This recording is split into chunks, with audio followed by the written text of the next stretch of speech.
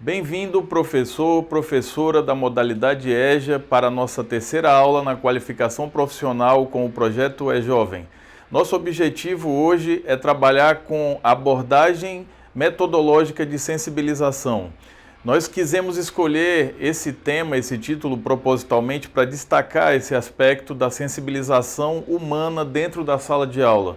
Nós precisamos desse elemento que esteja presente com o nosso estudante jovem adulto, já que ele precisa desenvolver o aspecto da autoestima, como nós já falamos na aula passada.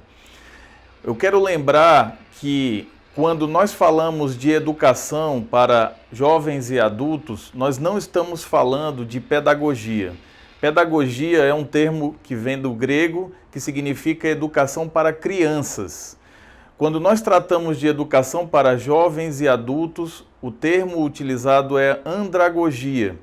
E os pontos, os princípios que são trabalhados na andragogia são diferentes, são aspectos de metodologia diferenciados, porque nós estamos trabalhando com esse público diferenciado, principalmente porque também é um público que já trabalha, é um público que já tem o aspecto profissional dentro da sua vida, e o que ele está vindo aqui fazer conosco é receber uma orientação que o permita introduzir-se melhor no mercado de trabalho, para que ele possa desenvolver melhor essa função, essa profissão que ele já tem dentro do seu espaço social, dentro da empresa, da instituição ou da organização aonde ele desenvolve seu aspecto profissional.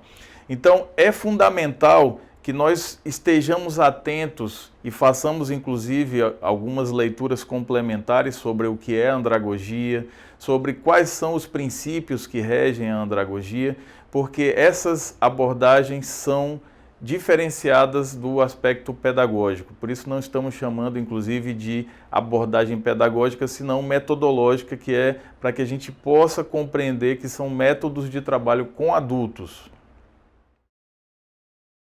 Entre os princípios que são mais destacados na andragogia, nós vamos lembrar dos 4 pilares da educação propostos pela Unesco. Nós não podemos deixar de considerar esses princípios, esses pilares, que são aprender a conhecer, aprender a fazer, aprender a conviver e aprender a ser. Não necessariamente nessa ordem, mas nós já tratamos na aula anterior alguns aspectos ligados à identidade. A identidade está intimamente relacionada com o aprender a ser. É fundamental que o estudante foque no aprender a ser mediante o encontro dessa identidade. Nós já falamos isso na aula anterior. Assim também temos que destacar o aprender a conhecer, que é correspondente à parte intelectual, à parte conceitual dos conteúdos, que precisam ser diferenciados, como eu já disse, quando nós trabalhamos com adultos. Nós temos que trazer a experiência dele para dentro da sala de aula. E também nós temos que considerar o aprender a fazer como um ponto fundamental, como já foi dito, dentro dos projetos sociais. O projeto social é uma esfera de atividade que permite a prática do aprender a fazer. O aprender a conviver também é fundamental, porque é onde nós vamos aprender as relações sociais, as relações humanas, seja com a família, seja com os colegas de trabalho, seja com a sociedade como um todo. E aí é onde entra o elemento da postura profissional. A postura profissional também compõe um elemento do aprender a conviver, porque é dentro desse espaço aonde nós vamos estar desenvolvendo esses exemplos do trabalho dentro da sociedade. Visando atender a esse aspecto dos 4 pilares da Unesco, nós temos, a partir de 2009, uma proposta do MEC chamada Programa de Ensino Médio Inovador, o PROEMI. A partir dali, houve uma série de investimentos do governo federal e dos governos estaduais em vários locais, em várias escolas, onde se experimentou propostas inovadoras do currículo para o ensino médio. A pedagogia Waldorf, que é uma das pedagogias que mais tem inovado dentro desses aspectos de um currículo mais dinâmico, mais voltado para o aspecto humano, ela traz muitas reflexões sobre esse tema que nós vamos colocar nessa terceira aula e, como nós já dissemos na aula passada, foca muito esse processo do fazer, sentir e pensar. Também temos uma experiência com o sociólogo brasileiro Valdemar de Gregori, que destaca 3 áreas de aprendizado do cérebro, como são a área intelectual, a área emocional e a área operacional. Esses são alguns exemplos da questão ligada aos estudos da inteligências múltiplas, da inteligência emocional, entre outras formas de trabalhar com o aprendizado que não são fundamentalmente focadas apenas no aspecto cognitivo, no aspecto intelectual. Então, essa é uma das propostas que nós temos nessa aula de hoje, que nós vamos estar trabalhando, e que nós temos o desenvolvimento das dinâmicas, das vivências, dentro da disciplina de PTPS, Preparação para o Trabalho e Prática Social, que já é desenvolvida como formação para os professores da EJA. Fundamentados no pensamento de Rudolf Steiner, o teórico criador da pedagogia Waldorf, nós encontramos 3 passos metodológicos necessários para trabalhar com os adultos. Nós precisamos considerar o primeiro passo como a experiência, a vivência que eles já têm do espaço profissional, do ambiente de trabalho, e trazer isso para a sala de aula como sendo um segundo passo onde nós vamos registrar, onde nós vamos recordar, onde nós vamos pedir que eles descrevam a experiência deles dentro do ambiente de trabalho de acordo com a temática que está sendo tratada naquele dia na sala de aula. Então, por exemplo, se nós estamos falando de empregabilidade, como esse adulto já tem uma experiência de empregabilidade, que é o primeiro elemento que ele precisa, o segundo elemento, ele vai descrever, ele vai falar o que ele considera como empregabilidade, mesmo antes de ter um conhecimento teórico, mesmo antes de ter uma fundamentação conceitual. Porque nós precisamos que o olhar dele sobre isso, que ainda não é estudado por ele, seja dito apenas a partir da sua experiência vivencial. E logo, na sequência, o terceiro passo seria, sim, trabalhar os conceitos, trabalhar as teorias, trazer para que nós possamos comparar aquilo que ele trouxe no olhar dele com os teóricos, com os conceitos que existem sobre aquele tema que está sendo estudado naquele dia. É fundamental que o professor colabore nesse processo para mostrar os pontos que coincidem entre a visão do estudante, a visão do adulto e a teoria que já está proposta dentro da aula que nós estamos trabalhando.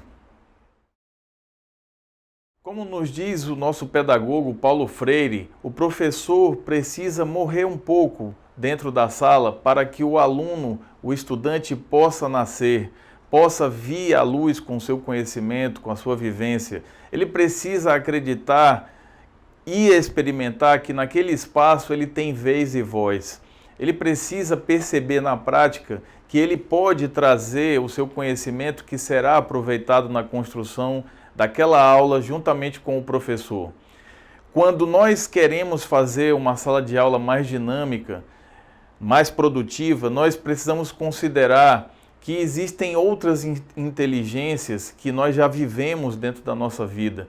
Vejam que durante muitos anos, em décadas passadas, ficou muito forte a presença do quociente intelectual, o teste de QI. Se falava muito disso. Hoje em dia isso perdeu um pouco o espaço, porque nós fomos percebendo aos poucos, a ciência foi avançando e percebendo que o quociente emocional, chamado QE, muitas vezes é mais importante, porque com o QI nós produzimos uma série de conhecimentos teóricos que na vida prática não são aproveitados. Já quando nós temos uma estrutura emocional, uma prática emocional para suportar as crises, os conflitos que nós vamos vivenciar no nosso dia a dia, isso permite que nós consigamos nos desenvolver melhor como profissionais, seja na área de empregabilidade, seja no empreendedorismo social, seja no empreendedorismo de negócios. A estrutura, a firmeza, a fortaleza emocional do ser humano permite que ele enfrente essas crises e vá adiante, vá crescendo. E dessa forma, nós precisamos trabalhar dentro da sala de aula para aumentar a autoestima desse aluno, desse estudante, por meio dessas metodologias que nós estamos falando desde a aula anterior, na aula 2, e aqui nessa aula 3 que nós estamos trabalhando agora. Nessa aula também nós vamos ver as dinâmicas de grupo. O que significam, qual é a sua importância dentro da sala de aula. É muito comum que os professores acreditem que a dinâmica de grupo é apenas uma brincadeira ou é apenas um divertimento, mas na realidade elas são ferramentas andragógicas dentro do processo de aprendizado. Elas comunicam princípios universais que já estão na vida e que são utilizados por meio de brincadeiras, por meio de atividades dinâmicas e que inclusive hoje em dia nós chamamos de vivências em sala de aula, porque nós podemos trabalhar medos, nós podemos trabalhar questões de liderança, nós podemos trabalhar aspectos ligados à comunicação, à proatividade, à iniciativa. Esses elementos eles são urgentes, eles são cobrados dentro do mercado de trabalho para os profissionais. E dentro da sala a gente pode treinar isso. Nós podemos fazer o treinamento, por exemplo, de uma entrevista de emprego. Isso, a princípio, é uma dinâmica de grupo, mas também é um exercício muito importante para antecipar uma série de falhas que o estudante vai se deparar quando chegar no mercado de trabalho dentro das entrevistas. Então, a dinâmica de grupo, ou as vivências, como nós possamos chamar melhor, elas são importantes, são fundamentais para desenvolver essas práticas. Você vê, por exemplo, as artes marciais, que é uma parte dos esportes. Ali, quando o indivíduo aprende a cair, por exemplo, o cérebro dele está aprendendo a cair na vida também, porque os mesmos sentimentos e as mesmas sensações que a pessoa tem diante de um público quando ela cai no chão, ela vai sentir quando cair na vida, quando perder o emprego. Ela vai sentir medo, ela vai sentir vergonha, ela vai sentir que não tem força para levantar, ela vai se sentir humilhada. Esses mesmos princípios emocionais ou psicológicos, eles estão presentes também no momento em que nós perdemos um emprego, no momento que nós temos um fracasso. Isso é educação emocional, isso são inteligências múltiplas que a gente precisa desenvolver para poder enfrentar as crises e os conflitos do mercado de trabalho. Uma das dinâmicas que a gente vai trabalhar dentro desse material da aula de hoje é a dinâmica do estagiário da semana, por exemplo, que pretende simular uma empresa dentro da sala de aula e os estudantes seriam os funcionários. Eles precisariam estar conhecendo a postura profissional para se comportar dentro da empresa e isso eles vão fazer uma simulação dentro da sala de aula. Vai haver uma eleição para que no final de cada 15 dias ou de um mês, de acordo com o que o professor determinar, seja eleito esse estagiário da semana, esse estagiário do mês, enfim, aquela pessoa que conseguiu cumprir, de acordo com a opinião dos próprios alunos, a melhor postura profissional da sala naquele período. Outras dinâmicas que também serão trabalhadas são algumas ligadas à respiração e outras ligadas à imaginação. São dinâmicas muito importantes porque ativam áreas do cérebro ligadas ao aprendizado. Essas áreas elas são complementares para produzir um aprendizado relaxado, um foco de atenção maior, uma concentração melhor desenvolvida, para que os alunos possam captar melhor o conteúdo, trabalhar melhor as discussões e assim nós termos uma sala de aula mais adequada para o nosso processo, o nosso curso, o nosso trabalho que a gente quer realizar. Lembrando que na próxima aula será um encontro presencial, onde a gente vai discutir todos os temas tratados nas 3 primeiras aulas, vamos poder tirar dúvidas e vamos fazer a nossa avaliação presencial. Agradeço a participação de vocês, sigam com o texto que está logo abaixo para que possam desenvolver a aula de hoje então. Até a próxima oportunidade. Obrigado.